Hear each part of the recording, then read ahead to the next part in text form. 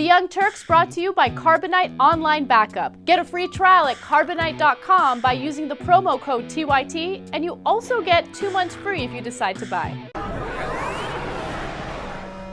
Yesterday, it was announced that the president signed the 2-week extension to keep the government going while they discuss more tax cuts. And we told you that the Democrats gave in completely to the Republicans, as usual. The Democrats had wanted a 4-week extension. Obviously, there was no compromise. It wasn't like it was 3 weeks. No, it was flat-out Republican proposal, 2 weeks, $4 billion, exactly what they wanted. Some Republicans voted against it anyway because that's how they roll. But Democrats told us, don't worry.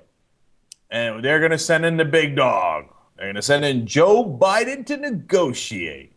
I did not show the proper skepticism to that last night when I was covering that on MSNBC at 6 o'clock Eastern. I just mentioned it in a line as we were doing another story. I was so close to saying, though, like, ooh. And today that ooh plays out. Like, they sent in Biden. So what? You know what happened? Today they're supposed to do negotiations. The GOP leader said, yeah, we're not coming. So you want us to come to the White House to talk with Democrats? And Vice President Biden, your big dog. He said, yeah, how about this? We're not going to show up. You're going to give us exactly what we want. And what we'd like to put on your menu is a tall glass of shut-up juice. We don't want to negotiate with you. Now what are you going to do? Now what are you going to do? You know, part of the reason that this happens is because you encourage them.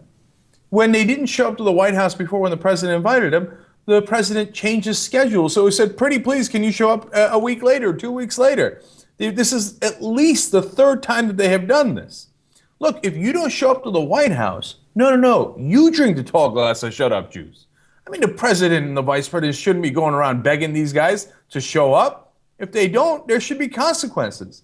But with the Obama administration, there are never any consequences to the Republicans.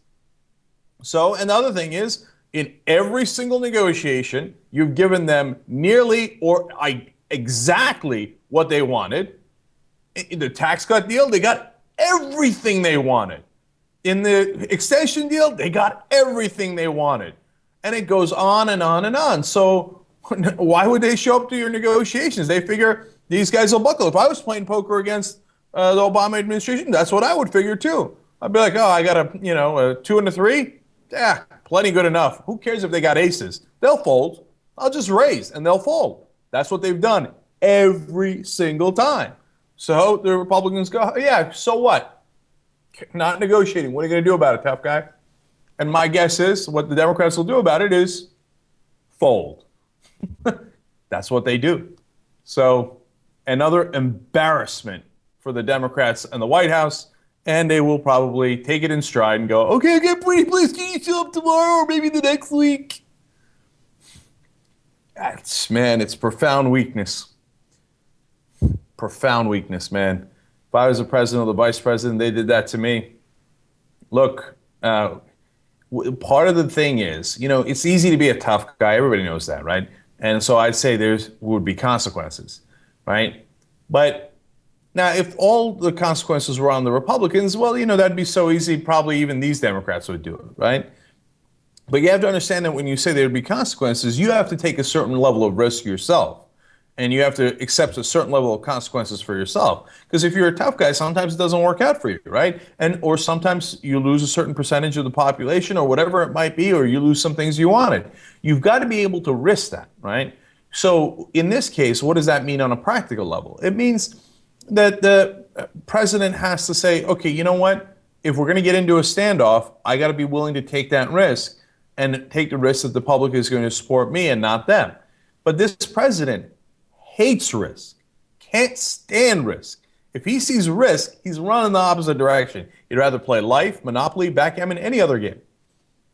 Random cheesy joke in the middle of a serious story.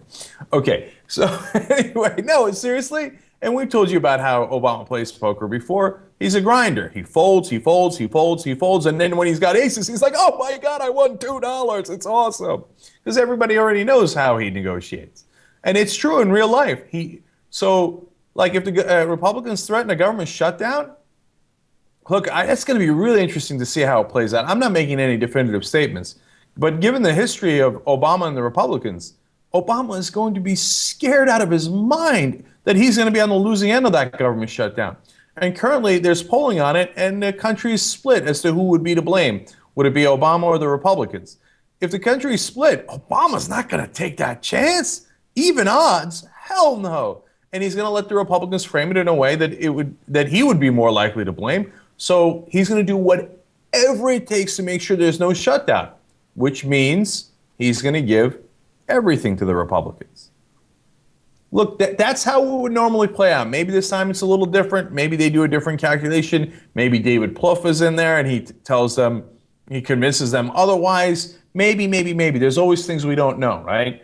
But right now, it does not look good because we know we got a president who has no interest in taking a stand or taking any kind of political risk. And a government shutdown is a massive political risk. And then we got the Republicans on the other side who love political risk and political showdowns. It's a recipe for disaster for the Democrats. Eventually, you're going to have a computer disaster, your computer is going to crash, and you're going to lose all your files. But with Carbonite Online Backup, you don't have to worry about any of that because it automatically saves your files off-site. You can access all of your backed up files from any computer remotely, or if you want, you can also access your files through an iPhone or BlackBerry with Carbonite's awesome free app. Carbonite costs just $55 a year for unlimited backup for your PC or Mac. Think about it, that's less than $5 a month. Get a free trial at Carbonite.com by using the promo code TYT, and you also get 2 months free if you decide to buy.